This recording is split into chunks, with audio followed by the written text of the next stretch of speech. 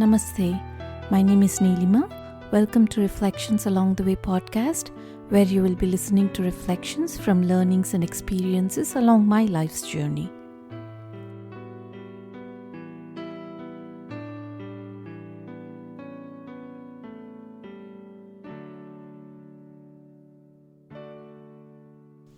Sometimes we see even a person with a lot of equanimity and poise seems to lose it. And, they've built up all their strength and all that, but there are points when they become weak and they become agitated. In most of the cases, this fall happens because of the fears.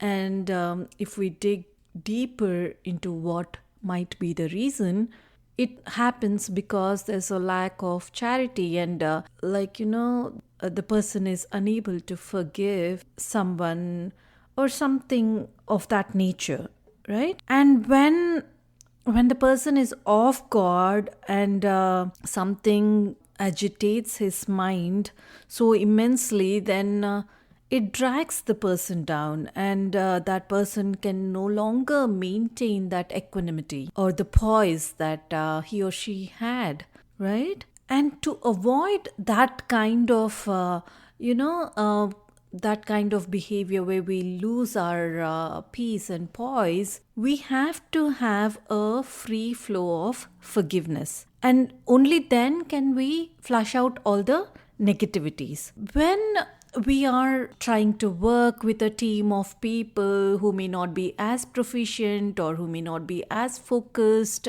or may not have the same values that you may possess, or anything. It could be anything.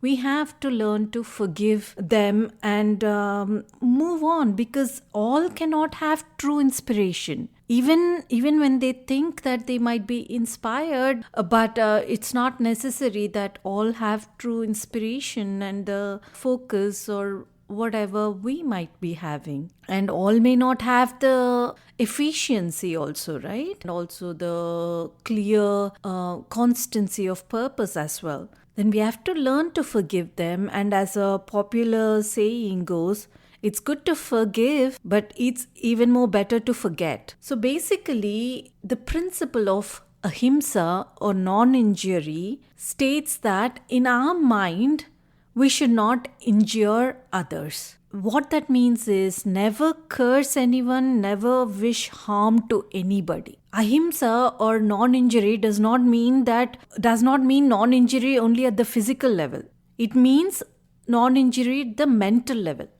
And sometimes it might happen that we may need to injure another, even though in our heart, the intentions behind that action is full of love. And there are a couple of examples to illustrate that, right? For example, a surgeon operating on a patient is physically injuring that person, but it is to cure that person of a disease, right? The intention is not to hurt the patient. And similarly, even while parenting, sometimes parents have to be harsh on their kids, but the intent is to make them understand or, discipline them so that it is helpful to them as they grow up. The actions come out of love.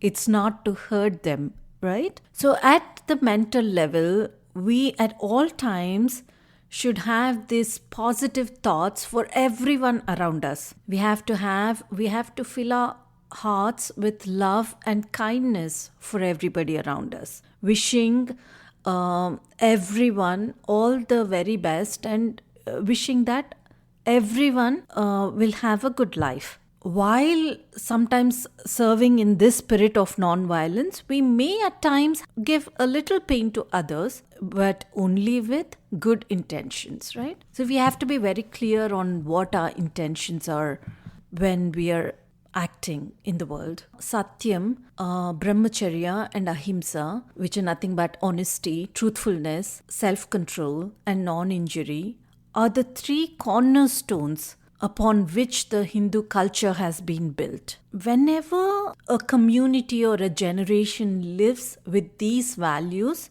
It could be at an individual level, it could be at the community level or at the national level, then there's lot of joy and peace. If the members of the community do not have self-control, then the community becomes wild. And it's similar even in an individual level, right? If we do not have the self-control to not indulge in every sensual demand, then we are going to be wild, and we are going to be dissipated of all our energies. We're going to be frustrated, we are going to lose interest, the life becomes monotonous, all kinds of things. And in the same way, if there's no concept of non-injury towards other communities, then there will not be peace. The same applies to even in an individual level. If we are not able to practice this, the feeling of non-injury or ahimsa in our mental level,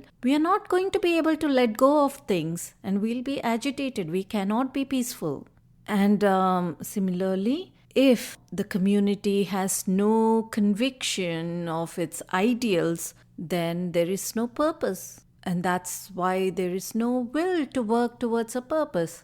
And that happens to us in an individual level as well. If we do not have an ideal, or if we do not have convictions towards the ideal, then we feel that there is no purpose for us. For some time, we may divert ourselves by indulging in our sensual pleasures, but we are going to not be fulfilled because of a lack of purpose. And that comes because we're not able to live up to our conviction in our ideals, right? Generations or the communities who can live according to these three values, they can experience a lot of peace in their community or in their era. Thank you for listening to today's reflections. If you'd like to connect with me, please visit bluishmuse.com. Until next time, namaste.